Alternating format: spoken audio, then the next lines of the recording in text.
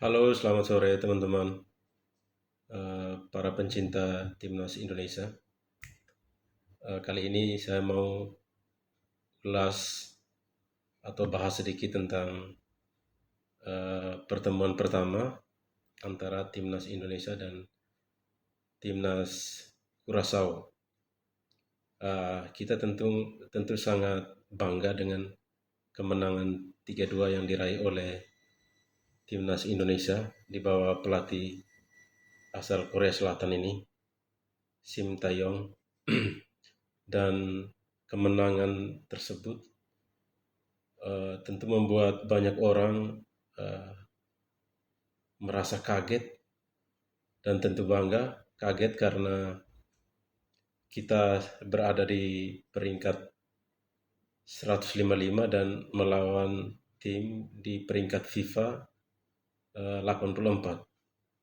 Dan dari segi postur, mereka posturnya juga tinggi-tinggi, dan beberapa striker mereka bermain di liga yang kompetitif, di Liga Inggris.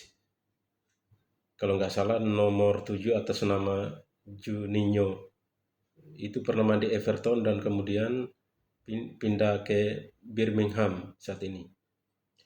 Dan kita lihat sejak babak pertama, saya lihat memang mereka unggul dalam postur tubuh dan kelihatan mereka sangat percaya diri.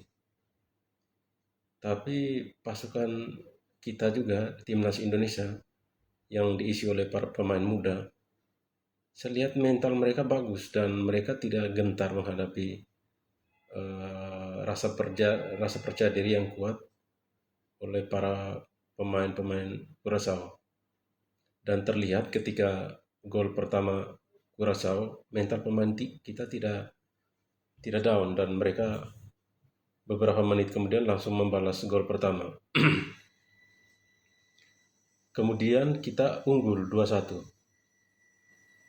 Mungkin setelah unggul 2-1 kita agak lengah sehingga serangan balik Curaçao itu langsung menghasilkan gol balasan oleh si pemain Birmingham itu, si Juninho.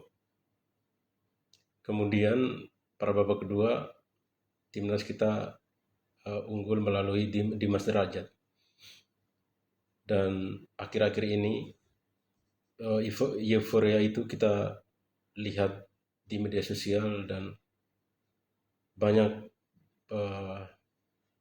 penggemar timnas yang merasa bangga luar biasa dengan kemenangan tersebut, karena memang itu kemenangan yang didapat oleh timnas yang ya dari segi peringkat FIFA memang kita jauh di bawah itu, di bawah Curaçao. Tapi kita bisa memenangkan pertandingan itu dengan mental yang baja, dengan bermain kompak, dan secara timnas Indonesia memang bagus, kelihatan mainnya bagus. Overan 1-2 sentuhan, kemudian visi bermain beberapa pemain juga bagus. Saya melihat penyerang kita Dimas Derajat ya lumayan bagus diandalkan. Kemudian Mark Locke, terus dari backnya Pratama Arhan itu bagus. Kelihatan kecil, mungkin dianggap remeh, tetapi dia bisa menutup serangan-serangan Curaçao dari sisi kanan, karena Pratama Arhan di posisi kiri, back kiri. Jadi saya pikir itu kemenangan memang perlu diapresiasi, tapi kita tidak perlu atau tidak terlalu bereuforia, karena ini ada pertemuan kedua yang akan terjadi pada tanggal 27 September malam ini. Dan pelatih Curaçao tentu sudah mempelajari kelemahan dan kelebihan timnas Indonesia, sehingga dengan rasa penasaran, rasa jengkel bisa seperti itu, karena mereka ingin membalas kekalahan itu. Dan saya pikir Sintayong tentu punya strategi khusus untuk tetap mempertahankan semangat tim untuk bermain, terutama memang semangat juang. Saya lihat tim ini memang semangat juang ini luar biasa. Memang pemain-pemain yang sudah dibentuk sejak lama, kelihatan sekali chemistry-nya. Mereka akan tampak lebih kompak daripada tim yang baru dibentuk. Dan itulah yang saya bilang kerangka tim yang sudah dibentuk oleh Sim Taeyong, di mana hampir sekitar 2 tahun lebih dia memegang timnas Indonesia.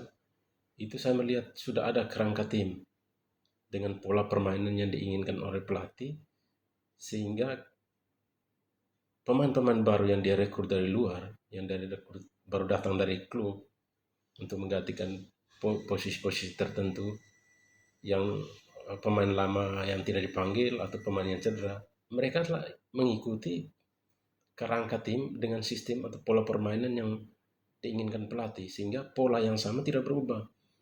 Jadi itulah pentingnya sebuah timnas yang dikumpulkan paling kurang setahun 2 tahun. Umumnya selama ini keteledoran dari timnas Indonesia itu pada saat mau turnamen seperti AFF baru dikumpulkan pemain sebulan 2 bulan, sehingga tidak mungkin terjadi kekompakan kalau pemain baru dikumpul.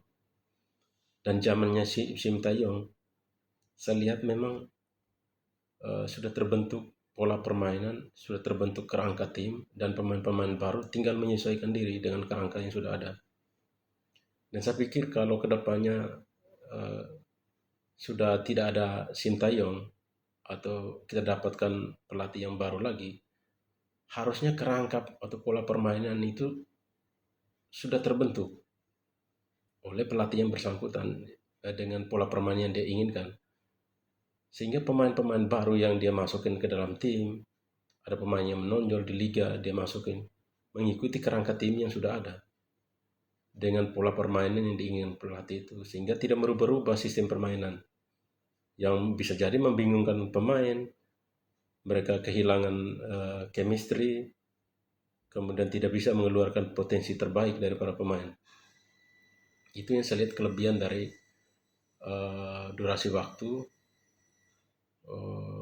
yang sekarang ini dimiliki oleh Sim Taeyong. Durasi waktu dia membentuk satu timnas, sehingga kerangka tim yang sudah ada ini sudah berjalan. Mulai perlahan-lahan dia memetik hasilnya. Dan untuk pertandingan kedua ini, saya harap pemain timnas tetap menjaga semangat juang, kekompakan.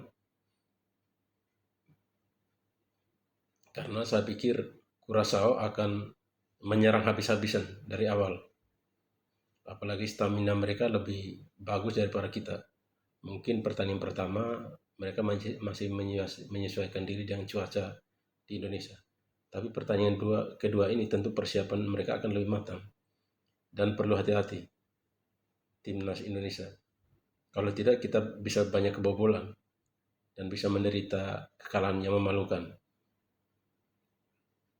Jadi itu prediksi saya untuk pertandingan malam ini antara timnas Indonesia dan timnas Curaçao.